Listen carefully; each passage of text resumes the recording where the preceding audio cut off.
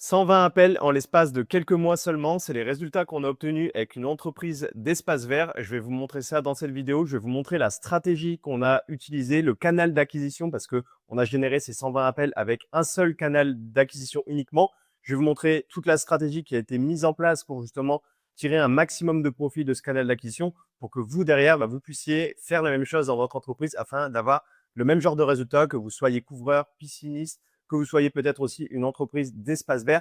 Mais avant, n'hésitez pas à vous abonner à la chaîne, à mettre un petit like à la vidéo. Ça permet de tout simplement supporter la chaîne et de montrer que ce type de contenu vous intéresse. On se retrouve directement sur mon écran et vous l'avez peut-être reconnu, on est sur le tableau de bord de Local Services. Alors, je vais vous montrer juste après comment ça se matérialise sur Google et comment justement ça nous permet d'aller capter de la demande et des appels. Mais ce que vous pouvez voir, c'est qu'on a été 51% du temps, donc finalement une fois sur deux, en première position absolue sur le réseau de recherche Google. Donc, c'est-à-dire littéralement tout en haut de Google. On n'est pas deuxième, on n'est pas troisième, on est littéralement premier une fois sur deux. Et ces résultats-là, ça nous a permis, donc sur la période, comme vous pouvez le voir ici, du 1er janvier 2025 au 5 septembre 2025, de capter 120 prospects. Donc, ces 120 prospects ont été répartis entre des appels et des messages pour un coût de 980 €. Donc, ce qui nous fait un coût par appel à 8 € dans le secteur de l'espace vert, sachant qu'effectivement, parfois, on a des paniers moyens qui vont pour de l'élagage, justement, où là, on est quand même sur des prix qui sont plus élevés. Parfois, on est sur de la taille de haie, etc., en fonction de vous, les services que vous proposez. Mais sachez que Local Service Ads, que vous soyez, en l'occurrence, couvreur, pisciniste, une entreprise de terrassement, une entreprise de nettoyage ou en l'occurrence, dans l'espace vert, vous faites partie des professions qui sont éligibles et vous avez tout intérêt à mettre ça en place parce que justement, ça vous permet de capter la demande qui est présente sur Google, donc l'intention de recherche, et finalement de décrocher des appels sans réel risque en perte financière parce que vous ne payez que quand vous décrochez le téléphone. Donc, je vais revenir juste après sur les intérêts de faire vraiment du Local Service Ads, mais déjà, là, vous avez une vue d'ensemble du type de résultats que vous pouvez obtenir si vous faites les choses correctement, à condition de bien optimiser de votre compte et aussi de bien optimiser votre fiche Google Maps, parce que je vais vous montrer tout de suite d'ailleurs, mais Local Service Ads utilise votre fiche Google Maps, c'est-à-dire que les deux sont rattachés. Pour l'exemple ici, je me suis mis sur Elager-Biarritz. Alors, évidemment, ici, on n'est pas sur la zone de l'entreprise que j'accompagne par mesure de confidentialité. Mais ce que vous pouvez voir, c'est que quand je tape Elager-Biarritz, alors je vous invite à le faire sur téléphone parce que justement, le Local Service est optimisé pour obtenir des appels, donc essentiellement sur la partie téléphone. Vous voyez tout en haut, on a un encart marqué sponsorisé, c'est marqué fournisseur de services d'arboriculture. C'est tout simplement la catégorie en question dans laquelle le service élagage est proposé. Et ces entreprises-là, donc entreprise Maxime et entreprise Jean et Fils, apparaissent tout en haut des résultats de recherche sur Google. Donc vous voyez que ça permet forcément d'avoir un maximum de visibilité et donc in fine de capter un maximum d'appels. Et ce qu'on va avoir généralement, alors là sur cette interface, je ne vais pas forcément, mais c'est que juste en dessous de Local Service Ads, souvent on a les publicités Google Ads, donc là vous allez payer au clic. En dessous des publicités Google Ads, généralement on a cet encart ici, Google Maps, et ensuite on a le référencement naturel, donc le SEO. Donc votre intérêt à faire du local service, je pense qu'il est assez facile à comprendre, c'est tout simplement d'être dans les premiers résultats de recherche sur Google.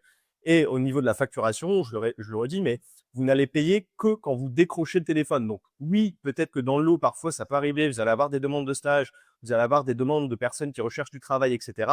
Mais encore une fois, le volume annule la chance, et de par le volume que ici on arrive à générer finalement, peut-être que sur 10 appels, oui, on a eu une ou deux demandes de stage, mais finalement, dans le lot, on s'y retrouve complètement en termes de conversion et en termes de rentabilité. Et ce que je vais vous montrer juste après sur la partie optimisation du compte, vous allez voir qu'on peut plus ou moins orienter Google sur la qualité des appels qu'il va nous offrir afin de limiter le plus possible d'avoir des demandes de stage, tout simplement. Afin que vous puissiez bien saisir tout l'intérêt de faire du Local Service Ads si vous n'en faites pas encore et alors que vous faites partie des professions éligibles, on est ici sur le planificateur de mots-clés de Google Ads qui nous permet de voir justement grosso modo le volume de recherche en fonction des mots-clés donc sur Google, sur le réseau de recherche. Donc ici, je reste dans l'exemple de Elager. Je me suis mis dans les Pyrénées-Atlantiques, donc le département où se situe Biarritz, et j'ai tapé le mot-clé Elager. J'avais aussi tapé le mot-clé taille de haie pour voir un peu ce qui se faisait. Et ce qu'on voit, c'est qu'en moyenne, il y a entre 100 et 1000 personnes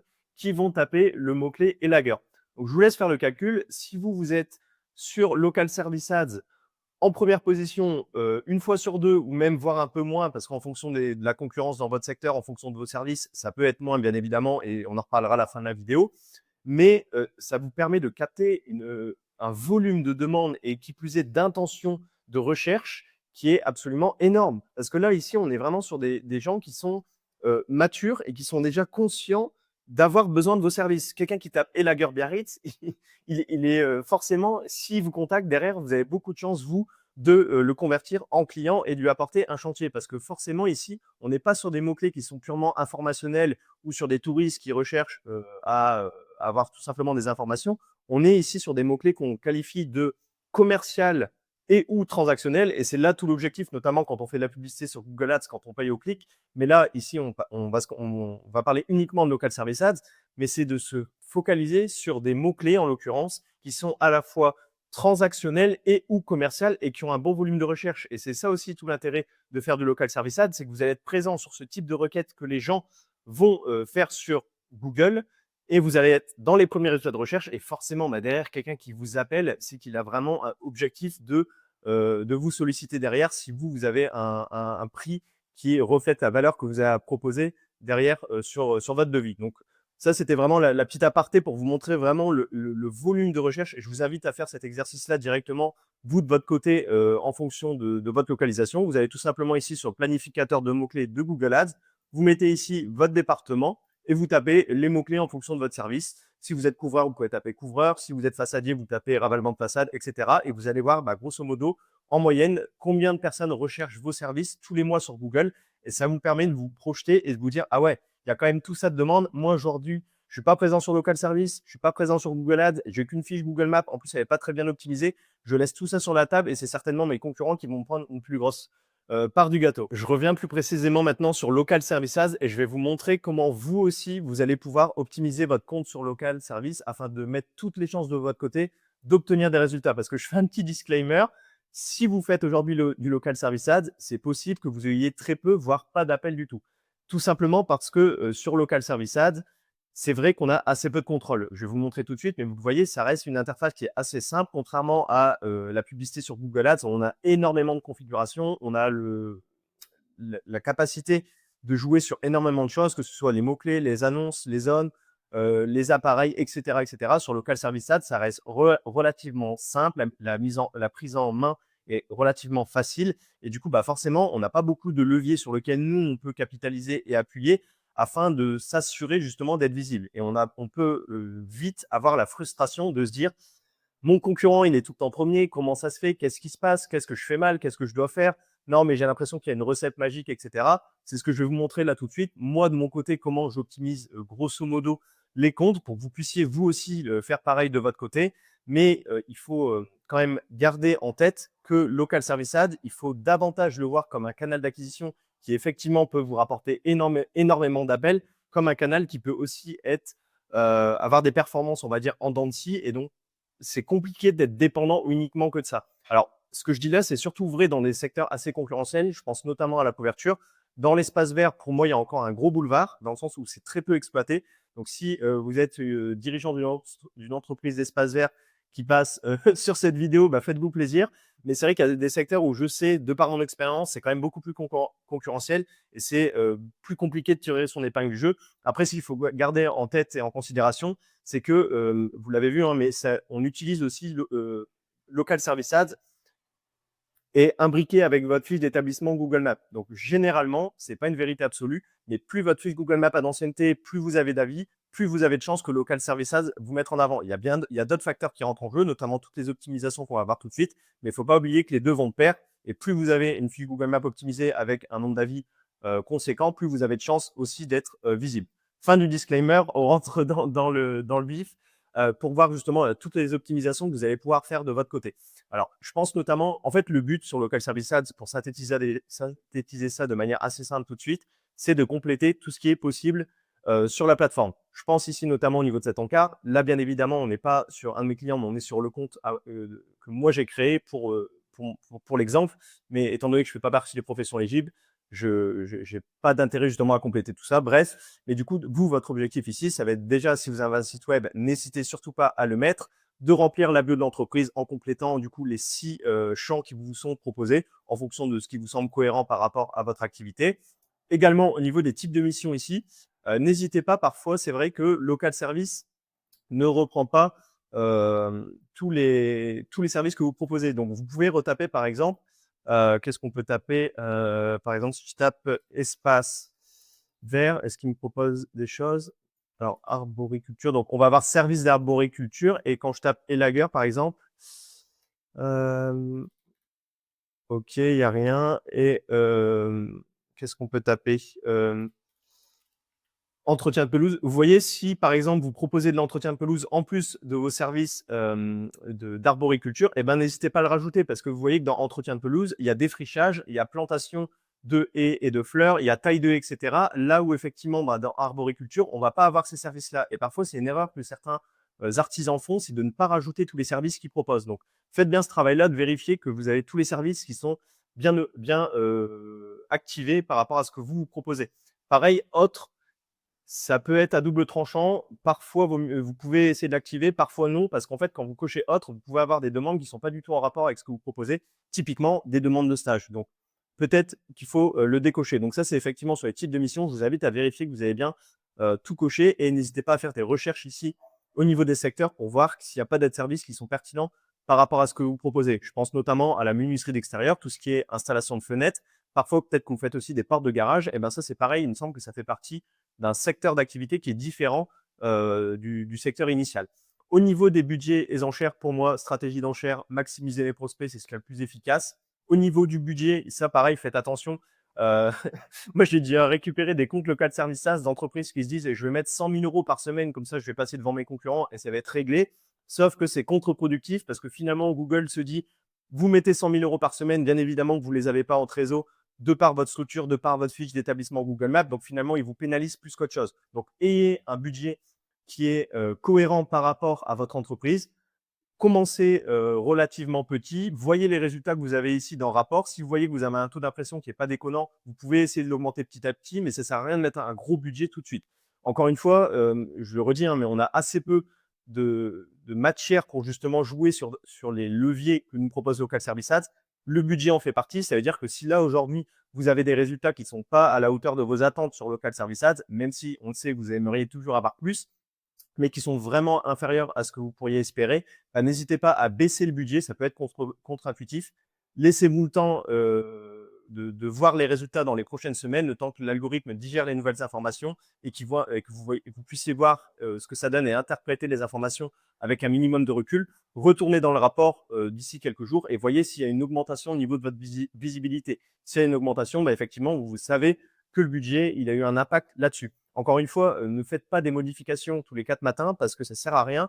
Il faut laisser le temps au temps, il faut laisser le temps à l'algorithme de digérer les informations que vous lui donnez et surtout de ne pas modifier plusieurs éléments en même temps. Parce qu'en fait, ce qui se passe, c'est que si vous modifiez par exemple le budget, vous modifiez ici les zones desservies, les types de missions, et que vous avez par exemple une amélioration de vos résultats, ok, mais du coup, à quoi c'est dû? Est-ce que c'est dû au budget? Est-ce que c'est dû aux missions? Est-ce que c'est dû aux zones desservies? En fait, vous ne savez pas vraiment.